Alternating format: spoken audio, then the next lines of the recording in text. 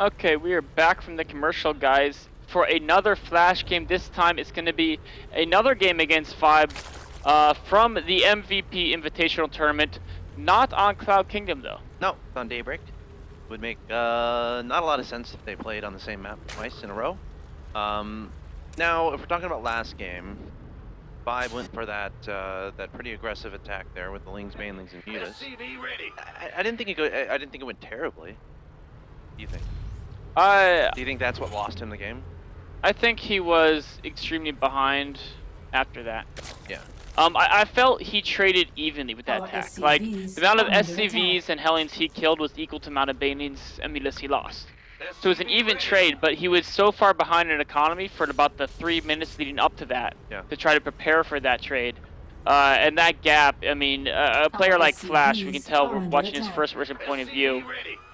He's controlling the scout, he's blocking his opponent, he's not missing a single beat in macro at the same time. There's not a single mineral that's not being used as efficiently as possible. And if you give a guy like that even a small lead, that is enough for him. And pretty much 9 times out of 10. Yeah, I mean, it's one of those attacks that, you know, while it wasn't terrible, it still kind of have to do more damage than that when you're investing that much into an attack like that. Unless, like, you can wrap around with your mutas and get a lot of damage done with the mutas, like worker lines and stuff, but we clearly saw that Vibe wasn't able to necessarily achieve that. And we see, look at this pretty fancy play here from Flash, placing an engineering bay at his opponent's natural third base, which is a pretty big headache to deal with. It is, and it's something you see a ton against.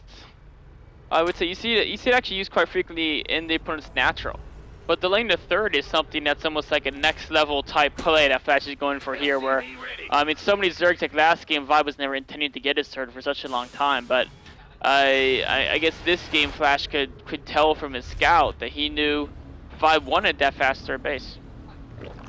All right, didn't receive. We're seeing Vibe finally able to secure that there, adding on a queen, and Flash doing what he does, going for that very fast expansion, starting to set up a bunker here, adding on a factory, adding on a second gas, and he'll probably take down the neutral supply depot when he can, and then of course add on those additional supply depots to start walling off, which is so important nowadays as Terran. Like every building you play, there's going to be a lot of logic. You know, Flash is one of those guys who I feel when you watch him play, he makes other Terrans feel dumb. Because the first thing, like, when he just started playing the game, every single depot he plays was the same as Brood War. It had a purpose behind it. It was walling off a certain segment. It was making it easier for SVs to run a certain route, harder for opposing units to chase him. And it's like, the rest of you guys who have been playing this game for 2 years, why do you put your depots on randomly in like some giant clump? Why doesn't everyone your supply depots have a reason for its placement?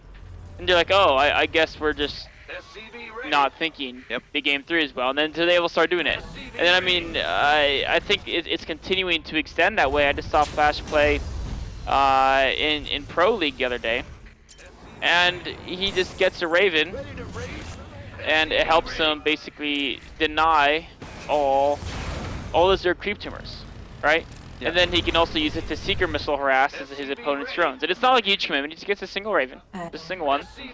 And in an interview, they're like, we noticed you get the Raven, many Terran players don't do that. And why did you get this game? He's like, well, I think it's cheaper than about 20 scans. And it's like, good point. Well, that makes sense. It makes sense, right? And it's one of those things, I mean, it is a lot of gas costs, and of course, many Terran players struggle to keep the Ravens alive. And that's something it's one more unit to kind of babysit. But I mean, we can see this guy's able to. He's been able to protect this third without even looking at it, right? Like he already knew what was going on there. Of course, he actually did lose SCV there, sending a replacement. Got supply blocked for about half a second. Did he actually get supply blocked? Or did he just hit the max supply? That's a big mistake a lot of people make. It's just because your two numbers are the same at the top doesn't mean your supply blocked. Well, it gave the notification that it was supply blocked. Oh, okay.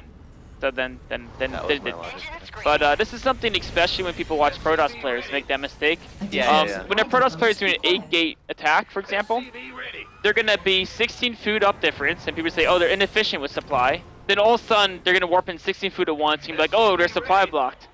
because they're not even building pylons, and but it's because that's the way the warp gate. That's the way. Yep. Yeah, not even just the warp gates. If you have all your buildings synced up as Terran as well, you'll build them in waves, and so there'll be certain points in a game when there's a big supply gap, and certain ones where there's no supply gap, and it's just depending on the way. Yeah, I think it applies to every race. It if you're does. just about to make a bunch of roaches, you're gonna make up like a 4 or 5 overloads. Yep. In preparation for And that. then you'll be capped right after you build them, exactly. maybe.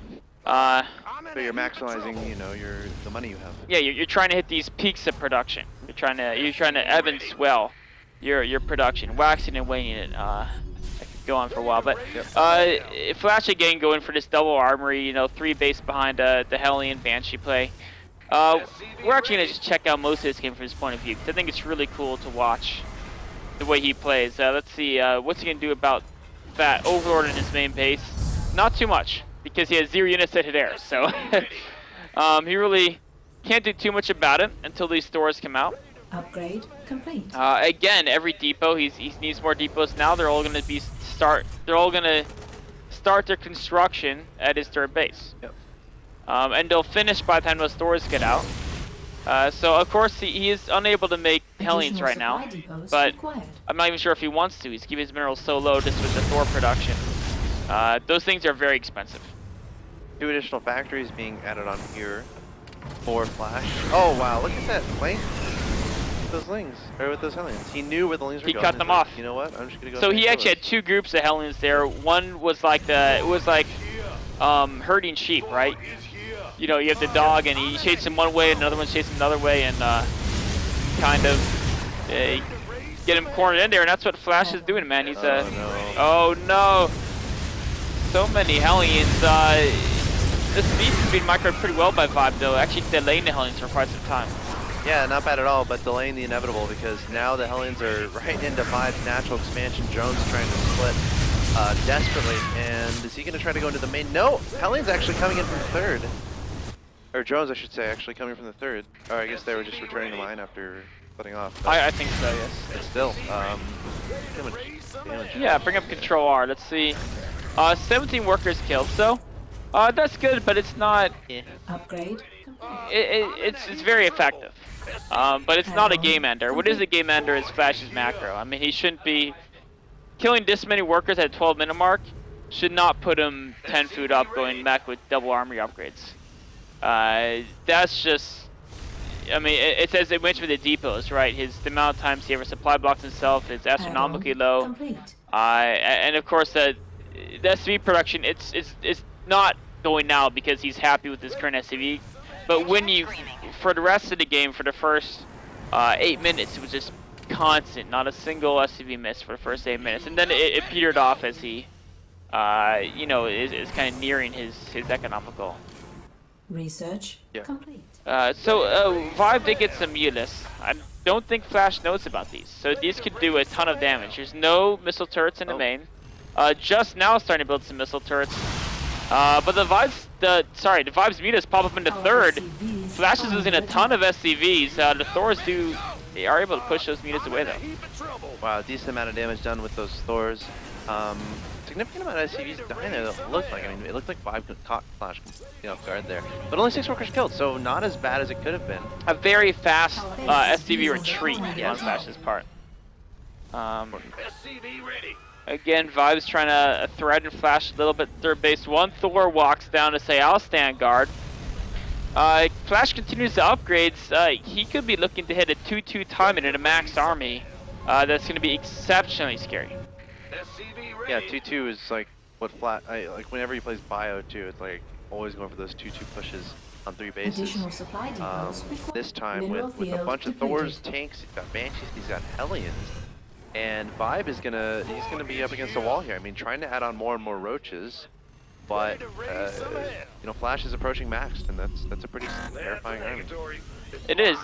Roaches are one of those units that a lot of people say they're pretty cost efficient against pretty much almost any mech army, but cost efficient is different from supply efficient, and so it's really hard to get enough to handle a max Terran mech army. In fact, if you look at the army strength, Flash is actually not too much stronger than Vibe's in total resource cost, but we have to remember that so much of that is in that Mulus And those are not going to be particularly useful against the Thor count. Yeah, gonna straight up engagement. I don't see him Yes. doing much at all. Roach is gonna try to do a flank here, flash on top of it, retreating some of his army. But look how he leaves some units on Vibe's side of the map on that watchtower. Yep. Keep an eye on that. So he doesn't retreat his whole army. He retreats most of it, and he left some to help clear up some of the rally.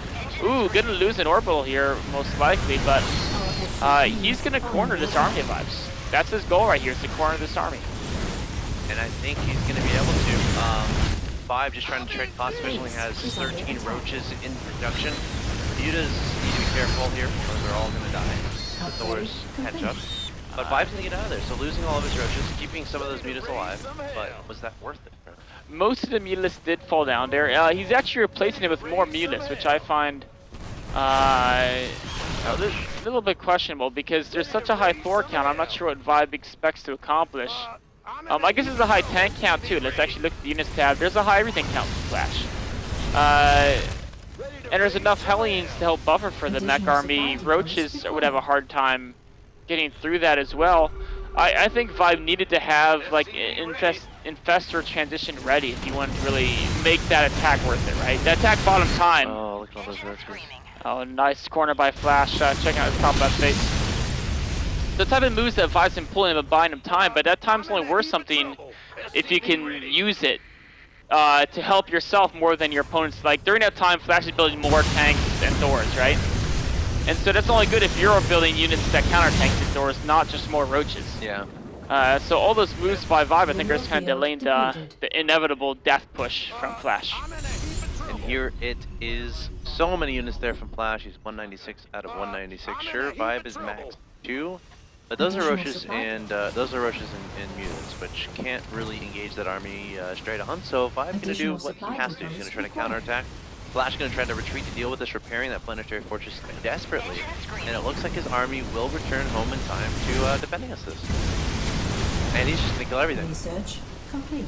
Except Well, Vibe can say he wounded the planetary fortress. for half a second before it was repaired back up. That's true. But you know what? It's you can't. He can say he almost killed it. There's a couple points where it got kind of low. Units lost is 1,300 to 7,000. Not where Vibe wants to be at for units lost. Not by any means at all. So jump back to Flash's viewpoint here. Vibe's trying to last ditch stand. Those roaches are getting just eviscerated. Staying alive slightly longer than you would think because the Thors are all busy shooting Immutus. And the Thors are the bulk of the DPS that Flash has. Another little fun fact here, the highest damage per second in the entire game to a single target is the Thor versus ground units. It's some situation where you'd almost rather have them attack roaches than mutas in a way. Well, except that you have the Banshees, tanks, and Hellions for that, and nothing else can deal with the mutas, so might as well have the Thors hit those. And of course, to do splash damage if the mutas aren't magic boxed. Vibe was magic boxed, it's the mutas there, so some good control by him. But that push is too strong for him, and he's gonna GG out. Way too strong there. Way too strong. Nice play there from Flash. So we're gonna run